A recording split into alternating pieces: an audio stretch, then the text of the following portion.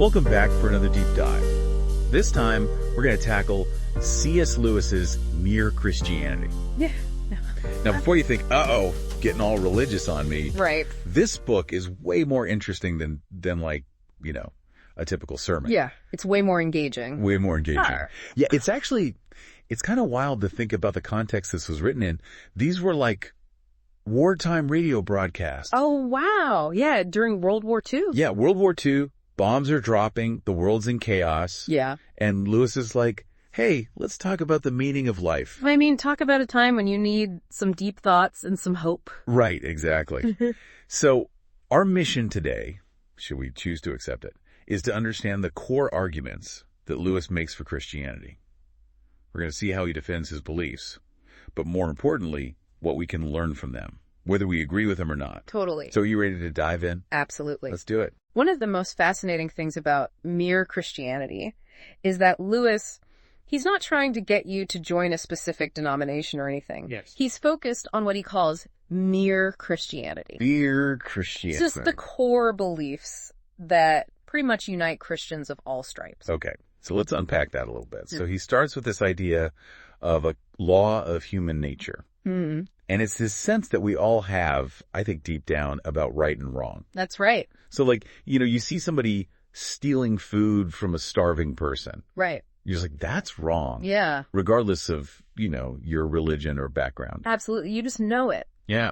And Lewis uses this universal moral sense that we seem to have as the very starting point for his argument for the existence of God. Oh, wow. Yeah, he says it's like dropping a stone. You know, the stone falls because of gravity. It's a law of nature. Right. And our sense of right and wrong, he argues, points to a similar kind of law, a moral law that comes from, well, something beyond ourselves. Almost like a compass. Yeah. You know? It's like our conscience is a compass.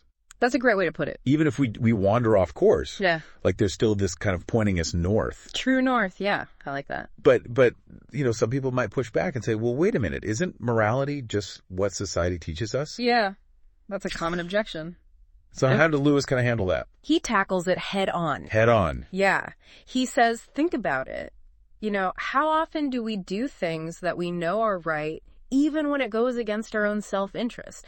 Even when it's, you know, difficult or inconvenient. Right. You know, we might give up something that we really want because, you know, for the sake of fairness, or help someone even when it puts us at risk. Right. That suggests that there's something deeper at play than simply following the rules or doing what's convenient. Okay.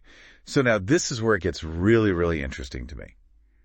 Like Lewis, he doesn't shy away from the tough questions. Right. Like, how can a good God exist in a world with so much bad stuff going on? The problem of evil, yeah, it's a big one. Yeah, the problem of evil. So he presents this stark choice. It's like, if there's no absolute good, well, we're all doomed anyway because nothing ultimately matters. Right. But if there is this absolute good, well, we fall short of it, so we're still doomed. So where does Christianity come in? Well, that's exactly where it comes in, right? Yeah. He tackles two really common views of God. One is pantheism. Pantheism. Which is the idea that God is the universe. And the other is dualism. Dualism. Where good and evil are basically these equal forces that are always battling it out. Battling. Yeah. And Lewis, he argues against both of these. Instead, he presents this idea of a God who is distinct from creation, who is good, but not like, you know, a pushover. Right. Not like this, you know, soft God who just lets anything happen. This is a God who's actively involved in the world. And that leads us to, I think, one of his most famous arguments. Yeah. The trilemma. The trilemma. Classic Lewis. Yeah, it goes like this. Jesus claimed to be God. Okay, so he's either telling the truth, in which case he is God, or he's a lunatic, or, as Lewis puts it, something even worse, like a deliberate deceiver. Right. A bad dude. So this isn't something you can just kind of shrug off. Right. He's forcing us to take a stand. Yeah. We can't just say, oh, Jesus was a nice teacher. Right. We have to, like, actually grapple with his claims. Absolutely. So what stands out to you so far? Anything resonating? Well, I'm struck by how direct Lewis is. You know, he's not afraid to tackle these really massive questions, but he does it in a way that's so clear and relatable. Yeah, and remember, he's talking to, like, everyday people during a war. Yeah. His goal is to make these ideas, like, accessible, to help people find meaning and hope. Right, in the midst of all that chaos. Yeah, exactly. Okay, are you ready to explore another one of his key ideas? Hit me with it. repentance.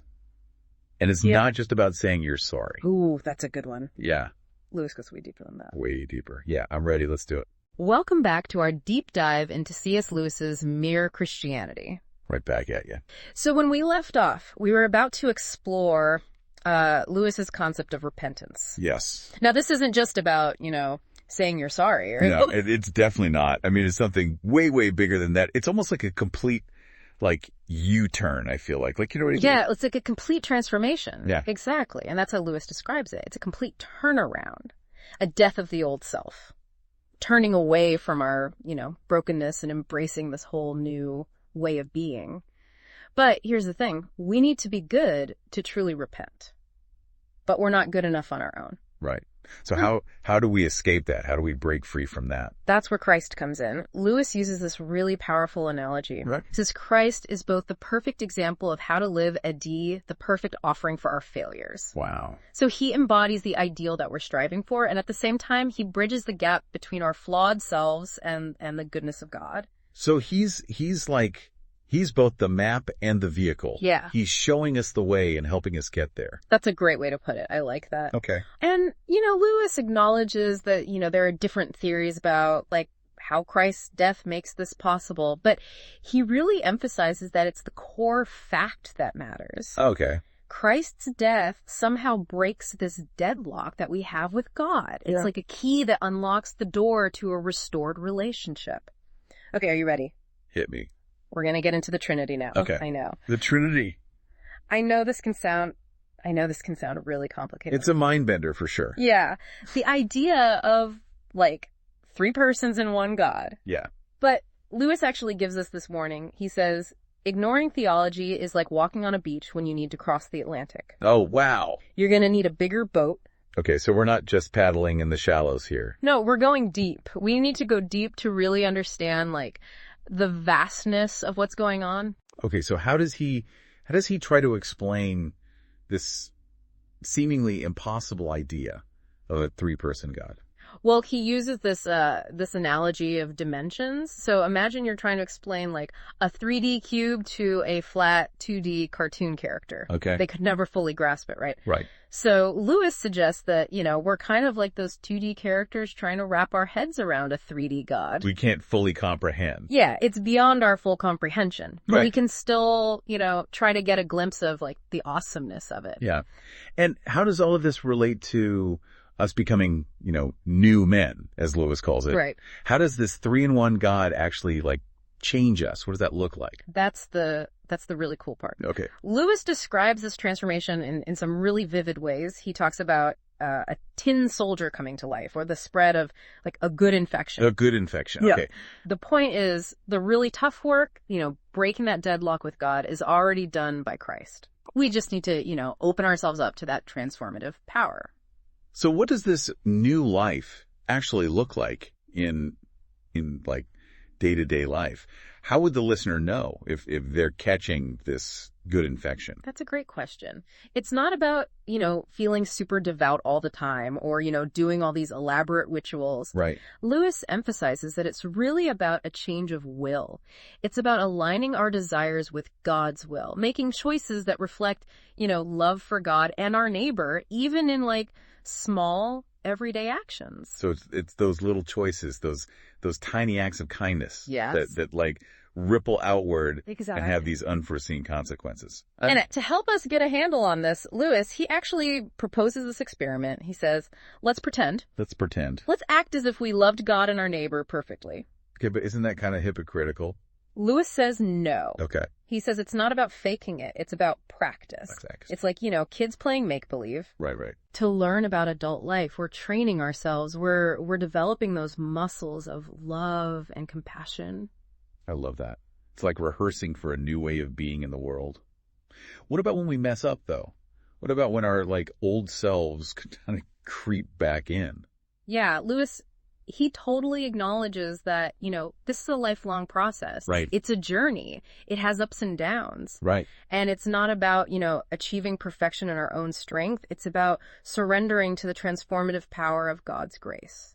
So we're in this, like constant dance between our old selves and these new men we're becoming. Exactly. And God's kind of leading the way. And this is where the Christian community comes in. Lewis actually describes the church as like a laboratory for spiritual growth. Okay. It's where we can, learn from each other, support each other, encourage each other on this journey. It's like we're all in this experiment together, helping each other kind of unlock the mysteries of the spiritual life. That's a great way to put it. Now, you ready for the big reveal? Oh, yeah. Hit me. Let's talk about what these new men actually look like. Okay, bring it on.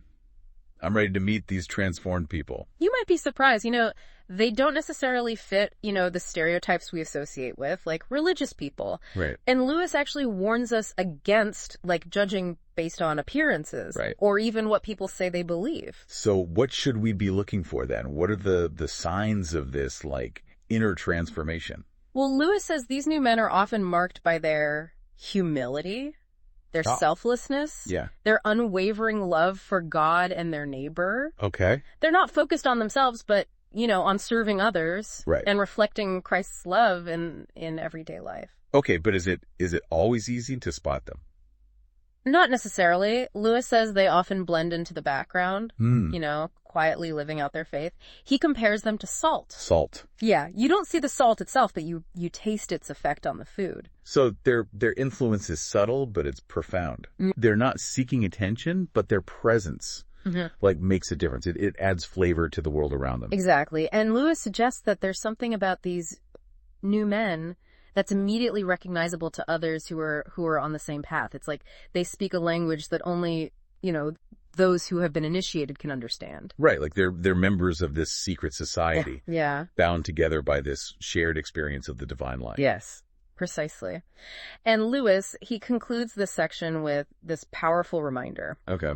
He says, true individuality, true personality isn't found in clinging to our old selves, but in surrendering to the transformative power of Christ. So it's in losing ourselves that we truly find ourselves. Exactly. And that brings us to the final chapter of Mere Christianity. Okay. Where Lewis explores what it means to live out this new life in the real world, what he calls practical Christianity. Let's get practical. Yeah, let's get practical. How does this new life actually play out in our choices and our actions? Well, Lewis tackles this common misconception that, Christianity is all about following a bunch of rules. Okay. He clarifies that while, moral principles are important, the essence of Christianity lies in a transformed heart. Okay. A heart that truly desires to align with God's will. So it's less about, checking off the to-do list, the do's and don'ts. Yes. And more about this deeper motivation, this desire to live in accordance with God's love. Right. And this transformation is a gradual process. He compares it to, a seed that takes time to sprout and grow into a mature plant. Right. So patience is key. We need to be patient with ourselves and with others. Right. Recognizing that this kind of growth doesn't happen overnight. It's an unfolding, it's a gradual becoming more like Christ. Okay. Yeah, that makes sense. Does he talk about what's next, like where we're headed? He does. Okay. In fact, he ends Mere Christianity with this really thought-provoking reflection on the future of humanity. Ooh. He suggests that the next stage in our evolution won't be biological, but spiritual. Okay, now that's interesting. What does he mean by that? Well, remember how Lewis talked about the new men being created, not through heredity, but through that good infection from Christ? Right, right. He suggests that this infection isn't limited to individuals. It could actually transform the whole human race. Yeah. Creating a new kind of humanity that's aligned with God's purpose. So it's not just about, individual souls being saved. Right. It's like a collective evolution. Exactly. A step forward for all of humanity. Wow. Yeah. And this isn't something that just happens to us. Like we have to participate. Absolutely. We have to, surrender to God's power, allow ourselves to be swept up in and this. It's like we're invited to this cosmic dance, but we have to choose to step onto the dance floor. I love that. Yeah. So what does this next step look like? Does he give us any clues? He hints at a future where the line between the natural and the supernatural gets blurry. Ooh. Where the spiritual world becomes more real, more tangible. Can you imagine? It's like all the things that we consider miracles now would become everyday occurrences. Exactly. Wow. Like what kind of experiences could we have if that were true? It's mind-blowing. Lewis doesn't go into specifics, but he just leaves us with the sense of awe and wonder. He's basically saying, the possibilities are beyond anything you can imagine right now. It's like we're on the cusp of this incredible new chapter. Yes. In the story of humanity, full of like hope and the promise of something truly like extraordinary. And he doesn't want us to just like sit back and wait for it to happen. He challenges us to become pioneers of this new humanity, Right. to spread that good infection of Christ's love wherever we go. So we're not just bystanders. We're called to be like active participants. Yes, exactly. In this transformation. Yeah. It's not enough to just like hope for a better future. We have to like help bring it about. Exactly. And he ends Mere Christianity with this really profound point. Okay. He says the true measure of our success won't be about, achievements or awards, Right. but about the depth of our love for God and our neighbor. So it's not about like building empires or accumulating wealth, but developing those qualities of the heart. Yes, the virtues that reflect God's character. Right. Love, compassion, humility. Those are the hallmarks of this new humanity. Wow. Well, that wraps up our deep dive into Mere Christianity. Right. And we covered a lot, right? Lewis's arguments, his vision for the new man. We even caught a glimpse of like the incredible possibilities that are ahead for humanity.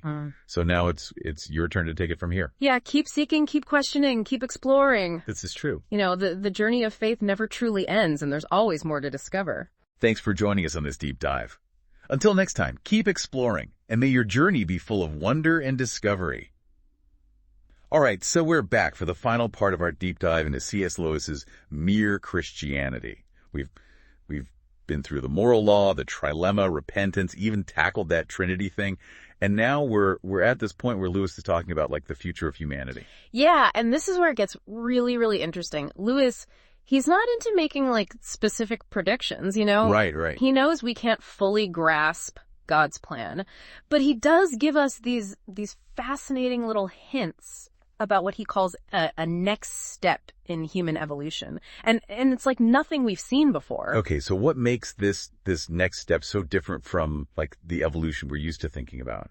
Well, you remember how Lewis talks about the new man being created not through, like genes and heredity, Right. but through that good infection from Christ. Right, the good infection. He suggests that this infection, it's not just limited to individuals, you know, it could transform the whole human race, like create a new kind of humanity aligned with God's purpose. So it's not just about like saving individual souls. It's about like a collective evolution. A step forward for all of humanity. And the really important thing here is that it's not something that just happens to us. Right. Lewis is really clear that we have to participate in this. We have to surrender to God's transformative power and let ourselves be like swept up into this new way of being. It's like we're being invited to this cosmic dance. Yeah. But we got to choose to step onto the dance floor. Exactly. You got to get out there. So what does this next step even look like? Does he give us any clues? He hints at a future where the line between like the natural and the supernatural, it starts to get really blurry. Okay. Where the spiritual world becomes way more real, more tangible. Wow. I mean, can you imagine like all the things we consider miracles now might just become like everyday occurrences? Yeah. What kind of experiences could we have if that were true? It's mind-blowing, right? And Lewis, he doesn't go into specifics, but he leaves us with this feeling of like awe and wonder. Like he's saying, look, the possibilities are bigger than you can even wrap your head around right now.